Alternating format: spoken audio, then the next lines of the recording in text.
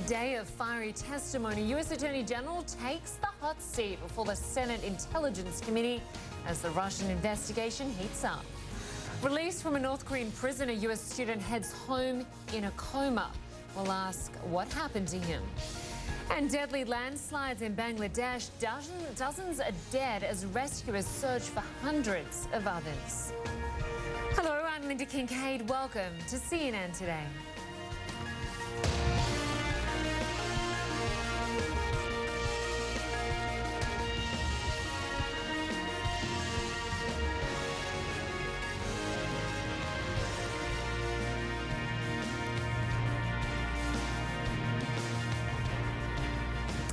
Heated exchanges, strong denials and accusations of stonewalling as U.S. Attorney General Jeff Sessions testified in a highly anticipated hearing before the Senate Intelligence Committee.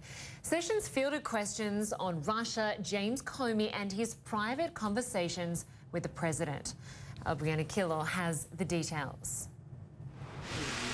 Speaking before the Senate Intelligence Committee tonight, Attorney General Jeff Sessions, under oath, declared he did not engage with Russian officials on issues related to the 2016 election. Let me state this clearly, colleagues.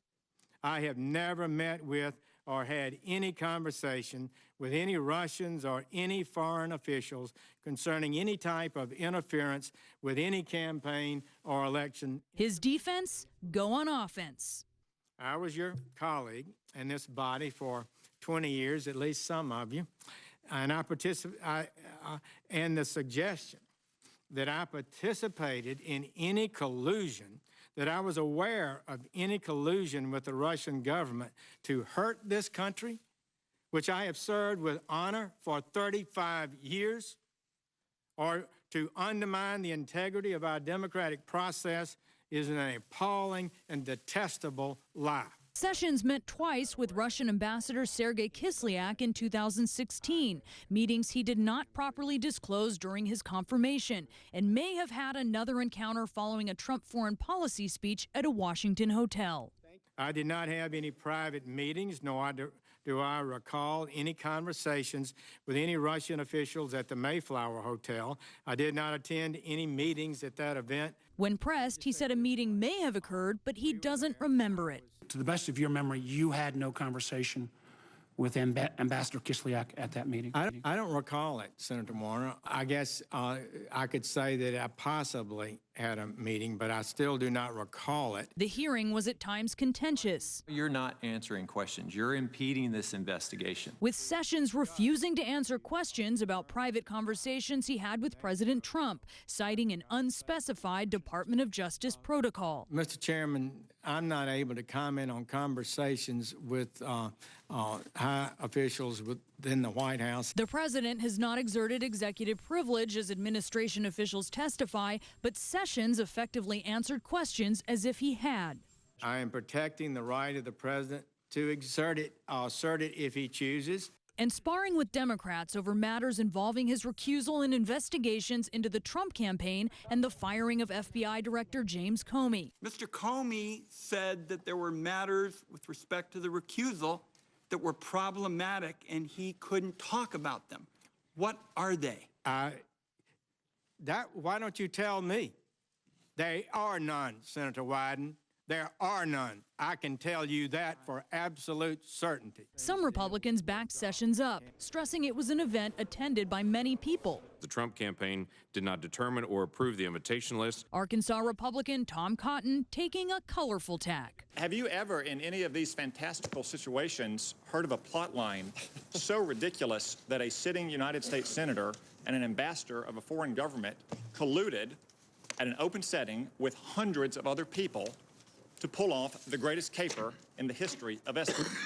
Thank you for saying that, Senator Cotton. It's just like through the looking glass. I mean, what is this? An earlier hearing featured Deputy Attorney General Rod Rosenstein, the official in charge of appointing Special Counsel Robert Mueller.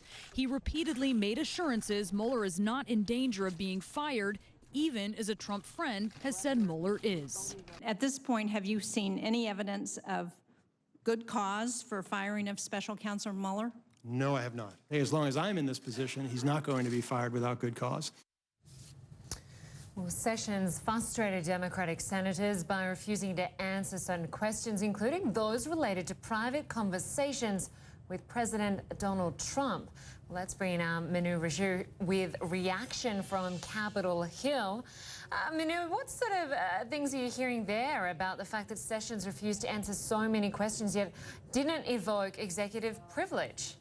Yeah, that was actually a surprise, him saying not answering these questions and not saying that he's actually been restricted in any way by the president in his responses, actually refusing to say that. Only thing that he would say that there was some Department of Justice regulations or policy that really prohibit him from speaking about these conversations that he had with the president. But he could really had a hard time, Linda, pointing to exactly what the policy was when he was pressed over and over again by Democrats to say, what is that policy? He could not do that. So predictably, after this hearing, Democrats are not happy about it. They don't think their answers were fully responded to, questions were responded to. And one other thing, Jeff Sessions didn't even commit to answering those questions in a private classified session. So it's unclear if any of these answers will ever get squared away here, Linda.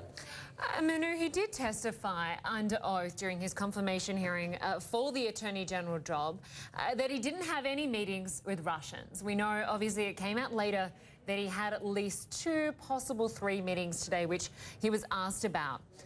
And when he was asked about it, he blamed the person asking the questions. How is that being received?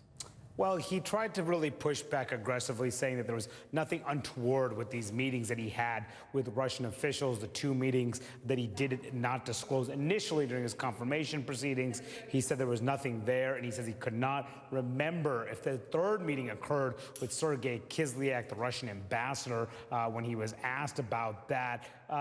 Again, what I'm hearing in the halls here is a reaction along partisan lines. Democrats really are not certain what to make of this. They're skeptical that Sessions does not remember this 3rd meeting. He does not remember, does not believe that his communications with the Russian ambassador had nothing to do with the campaign season. But Republicans are defending him tonight, Linda, and they say that there's nothing there. It's time to move on to other aspects of the investigation. All right, Manu Raju, good to have you with us as always. Thanks so much. Thank you. Well, earlier I spoke about Sessions' refusal to answer certain questions involving President Trump with CNN legal analyst Michael Zeldin, as well as our White House reporter Stephen Collinson. Take a listen.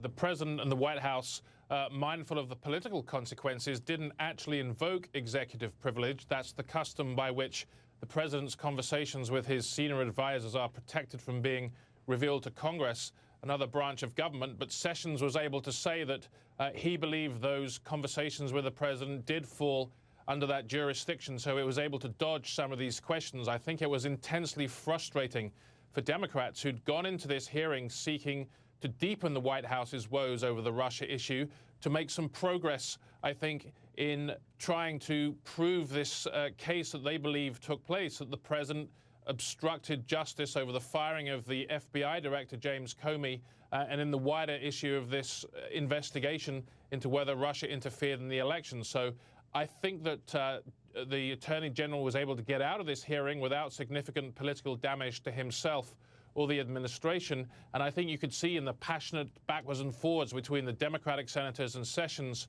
how disappointed the Democrats were that they weren't able to make more progress this afternoon. Before I come to you, Michael, on this, let's just listen to the exchange between Senator King and Jeff Sessions. Okay. Has the president invoked executive privilege in the case of your testimony here today? He has not.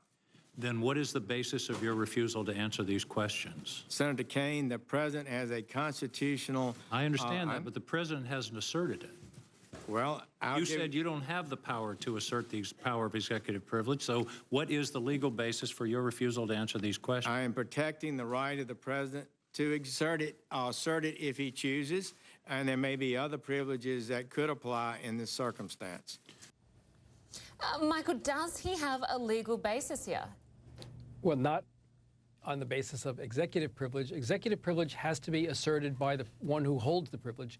That's the president. The president didn't assert it. But what the Attorney General said is, well, maybe that was ill-considered on the president's part, so I'm going to protect the president by not answering questions so that he can preserve his right to, in the future, assert executive privilege. It doesn't work that way. You assert it or you don't assert it. There's no sort of partial pregnancy here, and the Attorney General tried to have it both ways throughout the course of the testimony. When it was in his interests to talk about things, he talked about them. When they weren't in his interests, he didn't talk about them, and that's what I think upset many of the senators in the hearing. Well, Donald Trump was flying out of Washington as his Attorney General was appearing at the Senate hearing. The president took off to Wisconsin several hours ago. An aide said he watched Sessions testify as he flew on Air Force One. But as Sarah Murray reports, Mr. Trump may be considering a move that could shake up the investigation. As the Russia investigation dominates another day of the Trump presidency, Donald Trump may be weighing whether to fire the special counsel overseeing the probe. Do you believe that the president is seriously considering getting rid of Bob Mueller, and why do you think that? I think it's a consideration the president has had.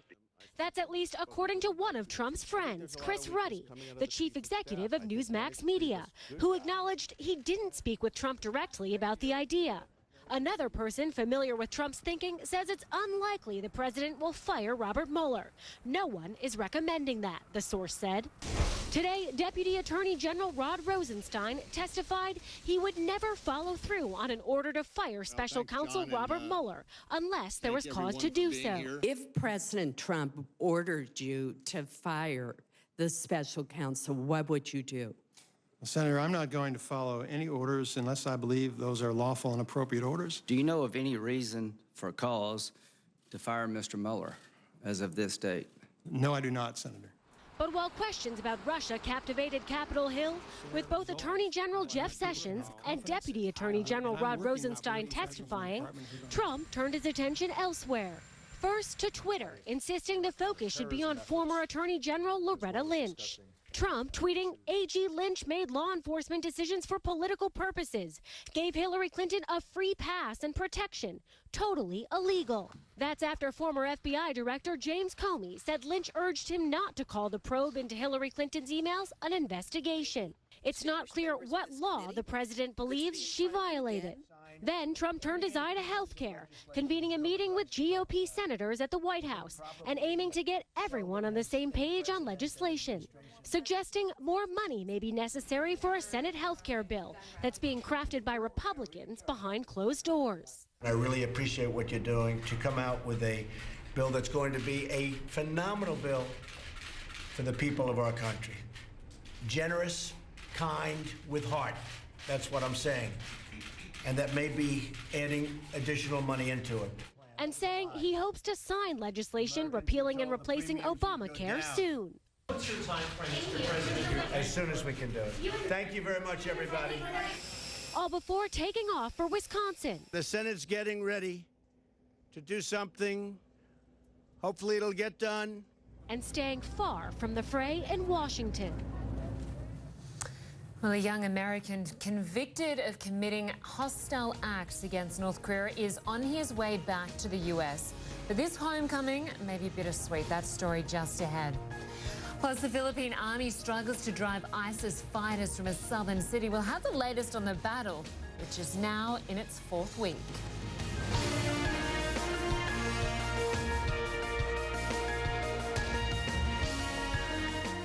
All new Inside the Middle East. Join Becky Anderson and meet the people shaping culture across the region. This month, exploring Beirut with the modern face of Arabic music, Yasmin Hamdan. This is where I started, where I get my vitamins, where I get my inspiration. And we're on the set of her new music video. Inside the Middle East, today on CNN, in association with MISC.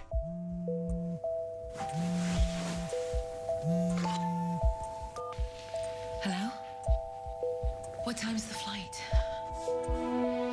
No one asked us to go. Not family. Hello. No one asked us to go. Into the storm. Into the chaos. Into the heartbreak.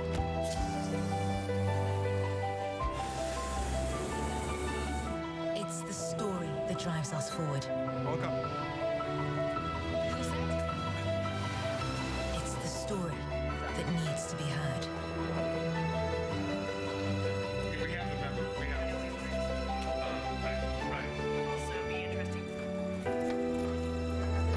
It's the story that needs to be told. This is why we go.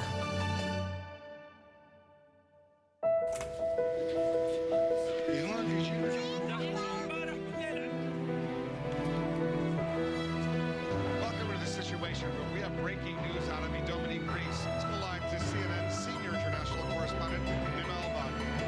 For the Syrians and their families.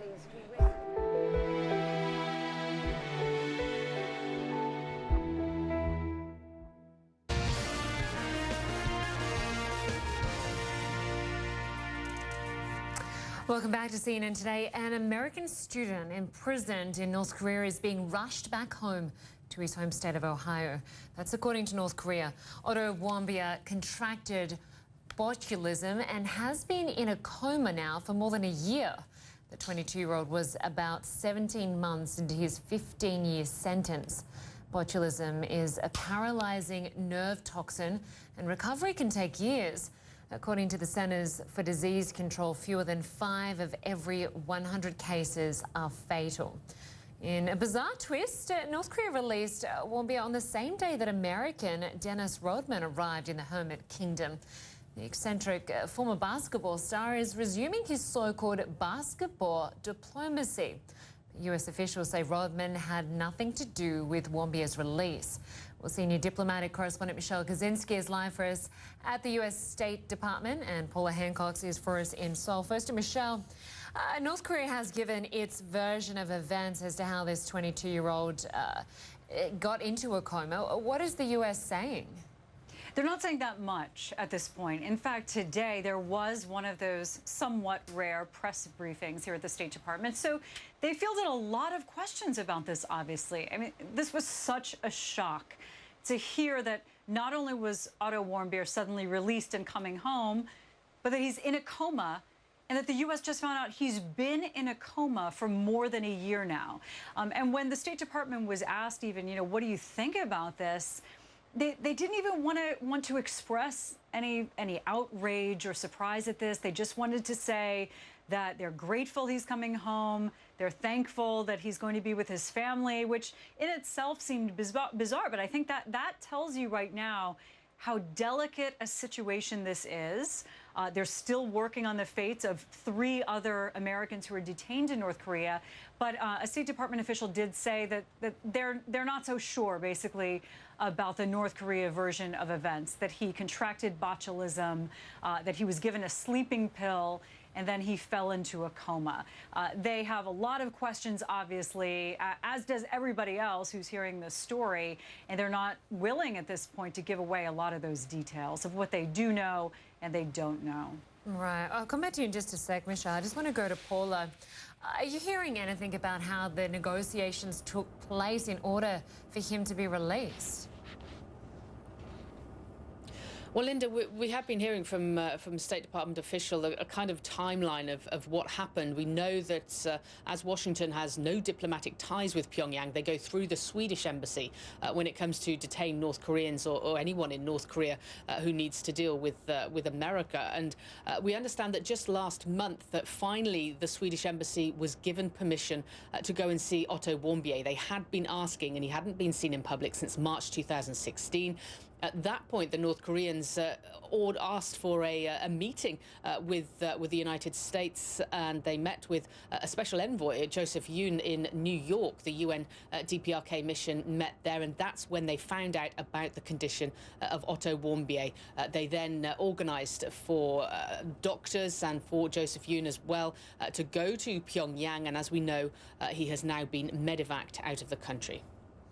And just back to you, Michelle, on that medevac. We know he's going to touch down, I think, later tonight.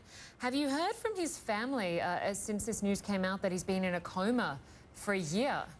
Yeah, no, I don't know if you have the video, but it's heartbreaking because both of his parents were just on CNN a month ago talking about being optimistic and encouraged that the new administration here in the U.S. seemed like they really wanted to work on these cases. Not that the prior administration wasn't doing that, but they thought maybe there could be a new approach.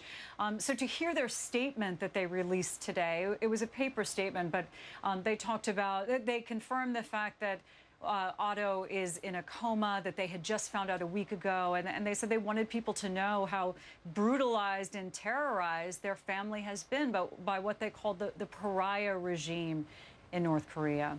Yeah, hearts really go out to his family. And of course, in another bizarre twist, this U.S. basketball player, Dennis Rodman, is there right now. Paula, is this just a weird coincidence?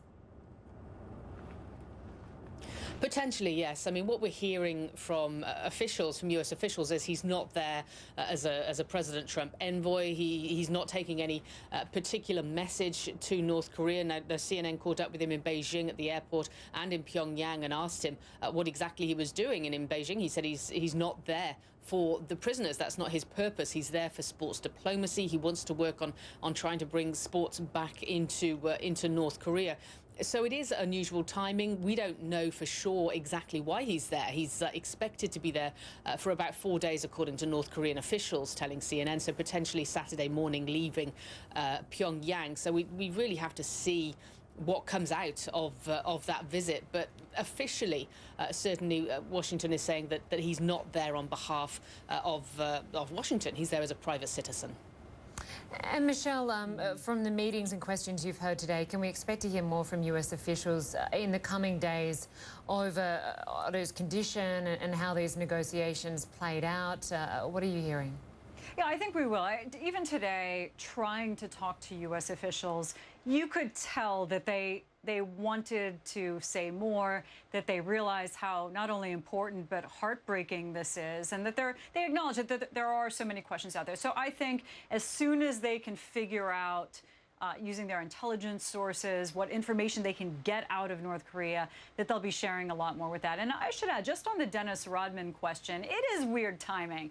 And there's always, something weird to do with these stories that come out of North Korea, obviously. But on his part, he said at the airport, when he was asked about detainees, and this is before we knew about Otto Warmbier, he said he wasn't there to talk about that. That's not why he was there. He was just bringing sports to North Korea. But it is possible that North Korea, knowing that all of this was about to hit the fan, and they've known about his condition, obviously, for more than a year, knowing that it was inevitable that the world was going to know about what happened to this young man, that they decided to try to show some opening up, welcoming an American in that they knew, trying to put out some good pictures potentially of, I don't know, playing basketball like we've seen in the past. So, while unrelated to Warmbier's case, it may not be so coincidental. Right, yeah, it certainly is intriguing. All right, Michelle Kosinski for us and Paula Hancock. It's great to have you both with us on the case. Thank you. Well, investigators in South Korea have discovered what they suspect is a North Korean spy drone. Now, it crashed at a mountain near the demilitarized zone, which separates the two countries. Now, according to the South Korean Defense Ministry, the drone used a Sony-made built-in camera to take about 10 photos of the U.S. THAAD anti-missile defense system, which is deployed there.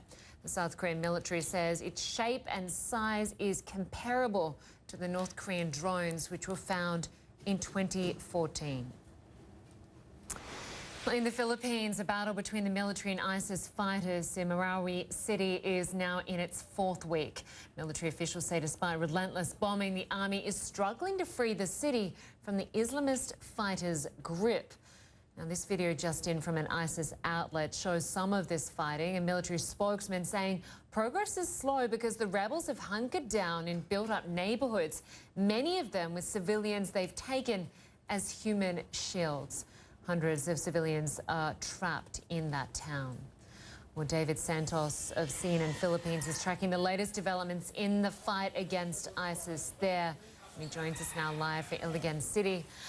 David, this siege, as I said, is now in its 4th week, and just today we're hearing that the military has conceded that they're struggling to reclaim territory. It's day 23 of the fighting, and the Philippine Armed Forces does admit it is struggling to make progress in its bid to recapture the whole of Marawi City. A military spokesman says ground troops have taken down key points of the militant strategic positions. Now, these are usually high-rise buildings, about 3 to 4 stories high, which the militants have converted into machine gun or sniper's nests. Now, government forces, on the other hand, continue to conduct bomb runs and use heavy artillery so they can advance further into the militants' positions. So far, we are not getting an exact picture on the extent or magnitude of how much the Philippine military has been able to regain control of Marawi City Center, the ground zero of the fighting. The armed forces is assuring, though, it is determined to wrestle full control of Marawi City from the militants. The country just marked its Independence Day on Monday, and there was a national display of support for government troops on the front line. Officials says this is more than enough to boost their morale, to keep on pushing forward, knowing that the entire country is behind their mission. So trying to boost the morale, but as they also mentioned, 100 militants there are still fighting. Of course, that's down from the 500 that stormed initially. Just explain for us the difficulties that they're facing in that urban terrain.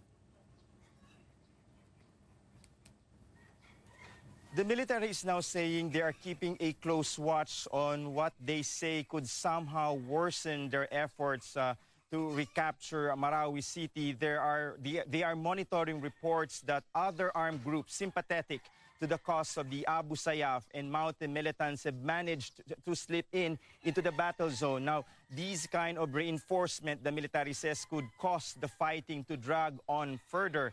Now, with much of the police and military units battling militants on the ground, it can only do so much in terms of securing provincial and municipal borders. Of course, civilian casualties remain a vital concern. A number of civilians, however, have managed to flee the war zone in the past several hours. But some of these civilians are saying that a number of their colleagues did not make it out alive. They claim militants are barging into homes where civilians have been hiding for the past 3 weeks and are shooting those who are trying to escape. Now, the local crisis management committee said on Sunday it is bracing for the worst in terms of civilian casualties once the smoke clears in Marawi. All right, we'll have to leave it there for now. David Santos, thanks so much for joining us. We appreciate it. Well, coming up, ahead of the Brexit talks, British Prime Minister Theresa May and French President Emmanuel Macron meet face-to-face in Paris. The Brexit issue just one of several on the agenda. Plus, we'll get the latest from Bangladesh, where heavy rains and landslides are taking a terrible toll. Stay with us for more on that. You're watching CNN Today.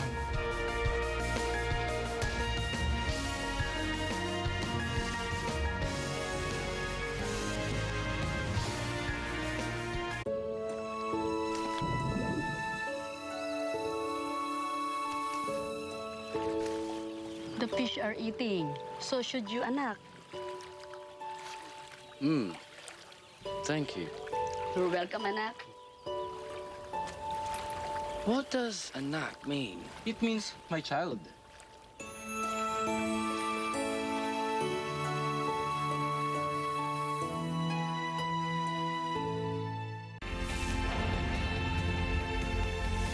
CNN Equestrian Global Champions is in the south of France, in Cannes, mixing glamour and top-class sport. This is one of 15 stunning locations around the world, which makes up the Global Champions Tour and Global Champions League.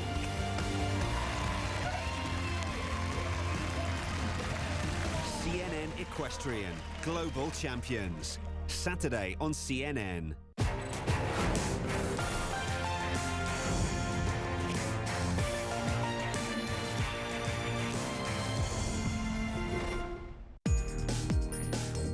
Because leaving home doesn't mean living less. Stay at a hotel that has the news source you trust.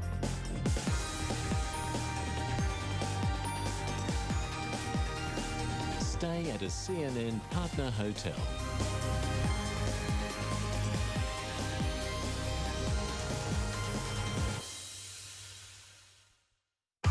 CNN Supercharged. Plug into the first ever all-electric racing series, Formula E. Go behind the scenes with Nikki Shields in the cities hosting the E-Prix action. Meet the drivers racing through downtown street circuits across the globe. And check out the technology driving us all towards a greener future. CNN Supercharged, Sunday on CNN, in association with DHL. I'm Rosemary Church. This is CNN.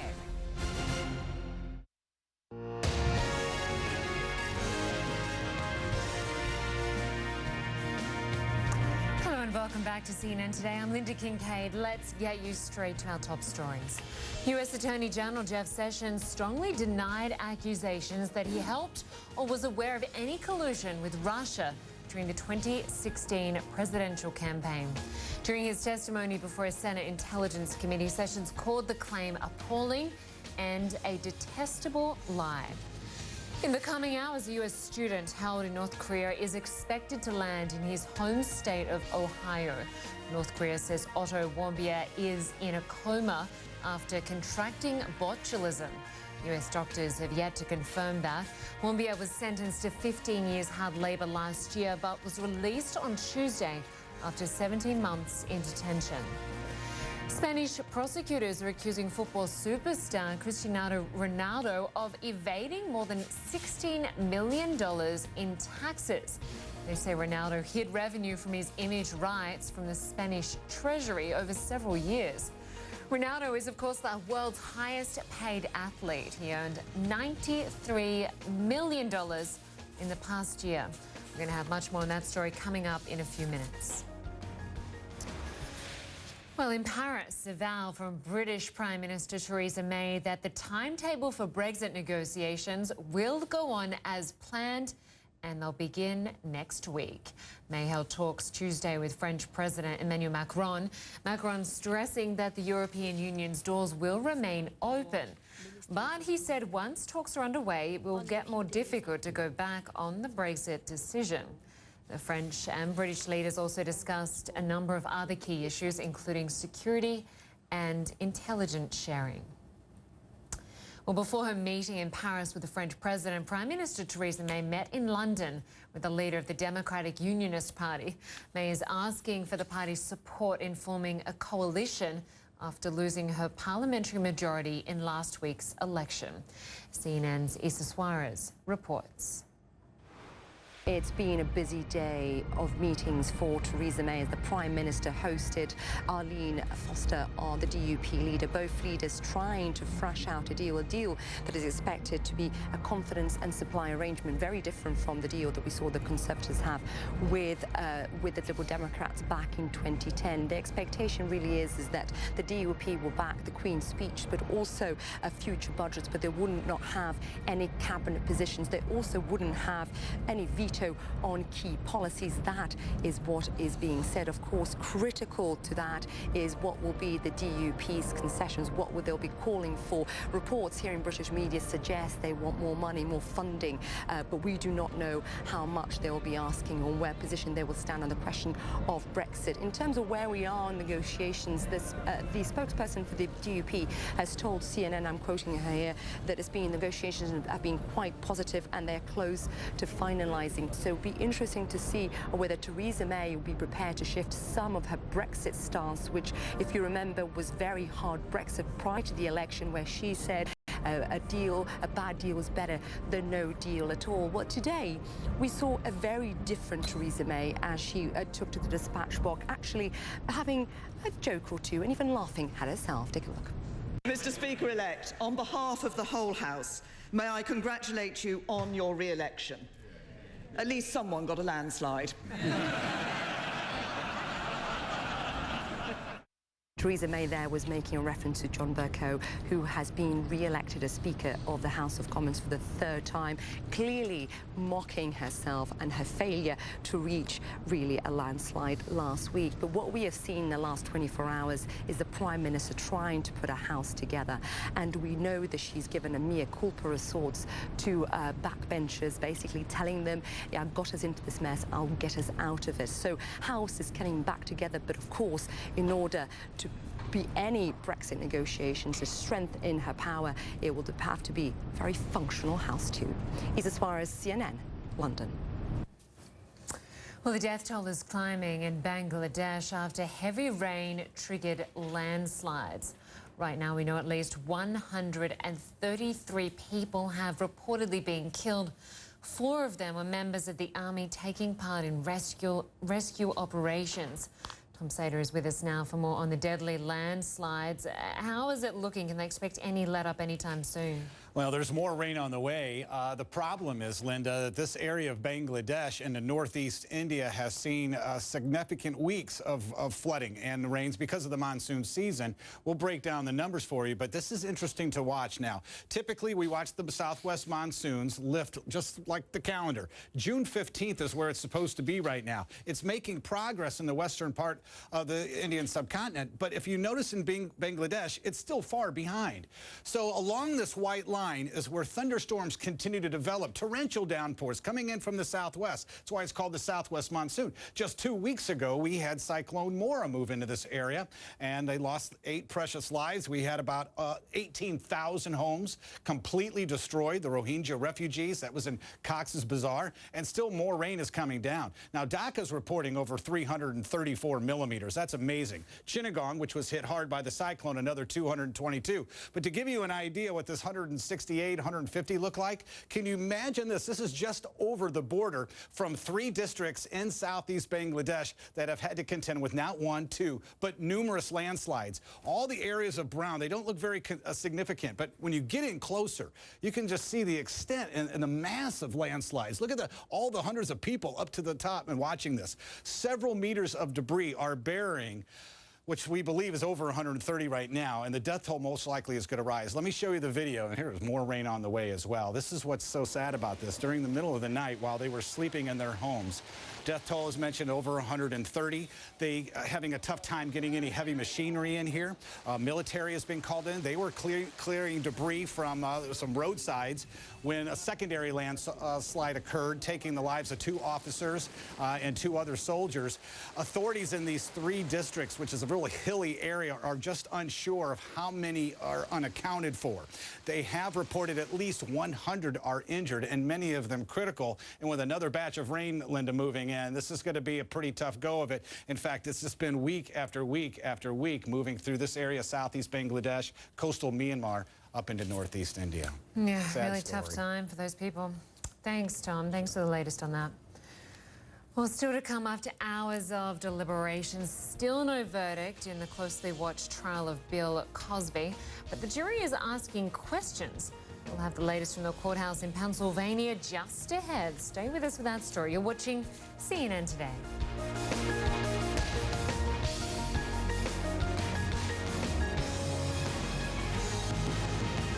It's taken 10 years. The business traveller is back. Lagos, Nigeria. The difficulty of flying in this country. There are more private planes than commercial aircraft. The boutique hotels take on the chains. I say bring it on. You do? And a gigantic gallery of African art. Amazing. A true Nigerian welcome on the next CNN Business Traveller. In association with Invest Macedonia and Macedonia Tourism. Sunday on CNN. Get a jump on the U.S. political scene with Inside Politics. The Republican president threatened to oppose members of his own party. Then, State of the Union with Jake Tapper. Should President Trump apologize to President Obama and to the American people? Fareed Zakaria, GPS. We are living through a sea change in politics. And Connect the World with Becky Anderson. With respect, sir, let me just stop you there for one moment. That is not the government. Sunday on CNN. nice to say, in Los Angeles. I'm John Valls in San Bernardino, California. You're watching CNN's breaking coverage of that mass shooting. A couple hundred people here now marching onto City Hall here in San Francisco. You didn't name Bill Cosby then. Many people again will ask the question, why now? Donald Trump came all the way down here, and the issue of who would pay for the wall just never came up. A deal can be done and can result in the release of some girls.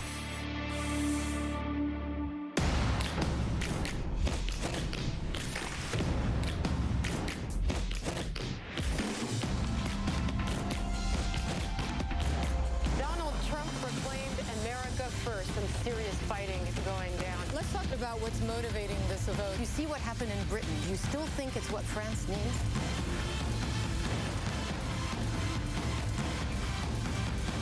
This is the world right now.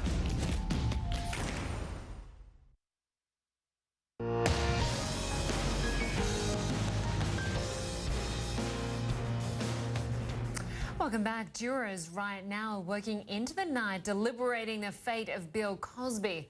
He, of course, is on trial in Pennsylvania, accused of drugging and sexually assaulting a female friend at his home. He has denied that. Jean Casares is following the case, which is being watched closely by dozens of other women who have made similar accusations against Cosby. Jean joins us now from Norristown, Pennsylvania. Jean, jurors are now deliberating for a second day. What are they weighing up? You know, we're about 13 and a half hours now, and I can tell you there is so much media around here. Everybody is just waiting, because a verdict could come at any time. But here's what we just learned. Dinner just arrived. So they are beginning to eat their dinner now. They can deliberate during dinner, or they can just sort of take a break during dinner. I don't think we'll ever know. But it's been an active day as far as questions, because here what can happen in the American courts is that jurors can ask questions and they will get an answer. They wanted to hear readbacks of Bill Cosby's testimony from a 2005 civil deposition. It's where he describes that he saw Andrea Constand from a distance. He wanted to get to know her. He was determined to do it. He had a romantic interest, but he knew how he did it would be friendship, romance, and then permission. And he goes through that and then just describes in graphic detail what he and Andrea did on a sofa. But then you have Andrea Constand's testimony that's saying that I stopped him 2 times and refused to allow him to do anything, and the 3rd time I was drugged and I was unable to stop him, and that's when I was sexually assaulted. The jury also wanted some testimony, actually a police report, the first time Andrea Constand, the accuser in this case, went to police. This is all about credibility. It's a 12-year-old case. There's no forensic evidence. So it's who do you believe? Who's telling the truth? Is it Bill Cosby or is it Andrea Constand? Back to you. All right, yep, certainly a tough decision there for the jurors. All right, Jean Casares, thanks so much. It was a find of a lifetime when an Arizona man caught an auctioneer to take a look at a signed Los Angeles Lakers poster which was stashed in his garage. He wanted to know what it would be worth. Well, instead of that, in the middle of his belongings, the two were stunned to find what looked like just a dusty painting. It turns out to be a Jackson Pollock painting. It took months of research, tens of thousands of dollars to prove that it was authentic, but it is paying off. The Pollock painting will go to auction, and it is expected to fetch the man between $10 and $15 million.